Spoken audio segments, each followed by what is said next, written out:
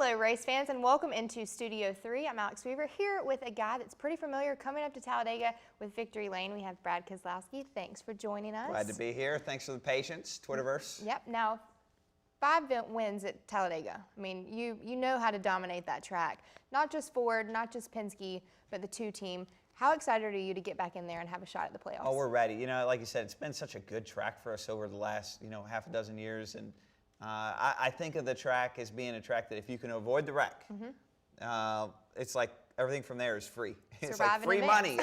So you might as well just go out there and throw it all out there and try to win. So, I think we'll have a great opportunity. The last 3 plate races we've wrecked out of. And the one behind that was last year at Talladega. Yep. So I feel like we're almost kind of due for another great run. Okay, well, speaking of being due, are you going after stage points? Are you going to ride in the back and just survive in advance? I want to lead every lap, and I want to win the race in the stages. That's my goal. So the strategy is just up front the whole entire time? Yeah, yep. Anything I can do to just dominate the race. Okay, now talk about Ford and Penske in particular being so dominant at Dega and what it would mean to get another victory at Talladega for Team Penske. Well, I think first off, when I think about the success Penske's had, specifically with Ford, and I think of Doug Yates, Roush Yates, and their engines. He's really good with plate track engines, and that's a great little kind of ace in the hole to have.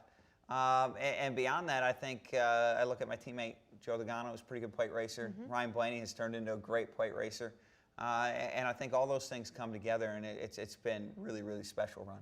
Now, do you guys kind of lean on each other to survive and advance through that race? Or? Sometimes, yeah. I think there's ways that you can work together. It doesn't always work out, and sometimes some feelings get hurt, but more times than not, we can work together and make it through. Now, the fans have been excited for you to be in studio. They've sent us some questions on Twitter, so we're going to get into those. My eyes got really big. All right, so Christian asked, obviously, he knows that you're going to be one of the 4 in the championship 4, but he wants to know thanks, Christian. Who you think the other 3 are going to be. The easy answer is Kyle Busch, Kevin Harvick, Martin Truex, but I don't think that's right. I have a feeling that there's going to be 2 winners in that round. I don't know what that round's called, the third round, and it's going to bump one of them out, and I hope we're one of them. All right, let's get another one. Dennis asks, what's been the most challenging moment in your career so far? Most challenging moment in my career so far was just trying to get an opportunity to race full-time, especially at the Xfinity level. So the moment right before I got to drive Dale Jr.'s car in 2007, that whole stretch there, 2006 through 2007, just trying to get a quality ride in the sport, that was very, very difficult.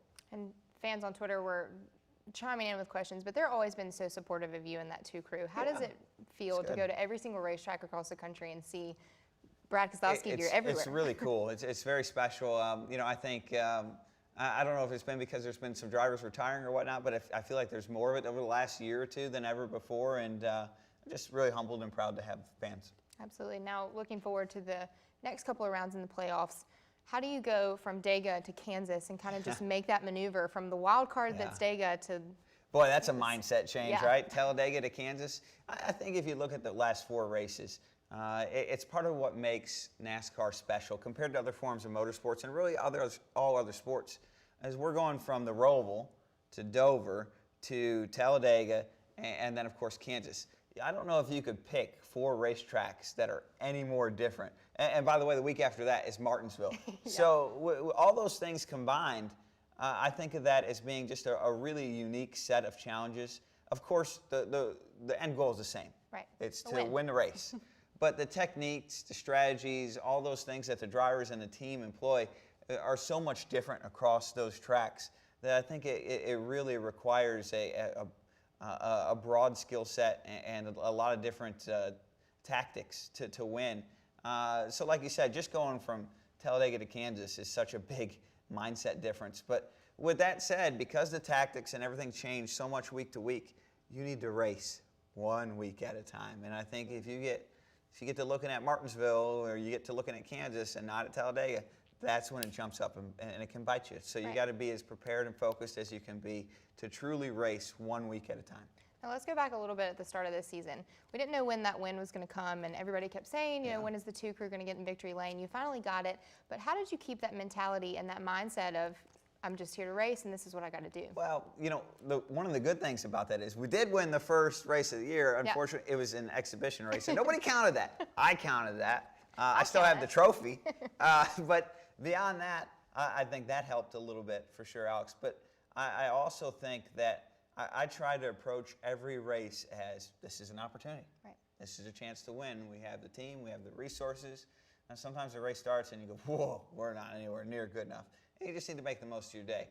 But when you have the opportunity and you don't give up on those opportunities, you never know when it's all going to come together. And you have to be right as a driver and as a team to capitalize on it. And I'm sure the captain's kind of helped you out with that too. Roger Penske's a heck of a boss to have. He is, yeah. Kind of talk through that support of that and what it means to. There's not a lot of bosses like Roger Penske out there, that's for sure. Someone who's not only just a tremendous person, businessman, and person in general, but he was a race car driver himself, right. So he knows a lot of, he knows the deal.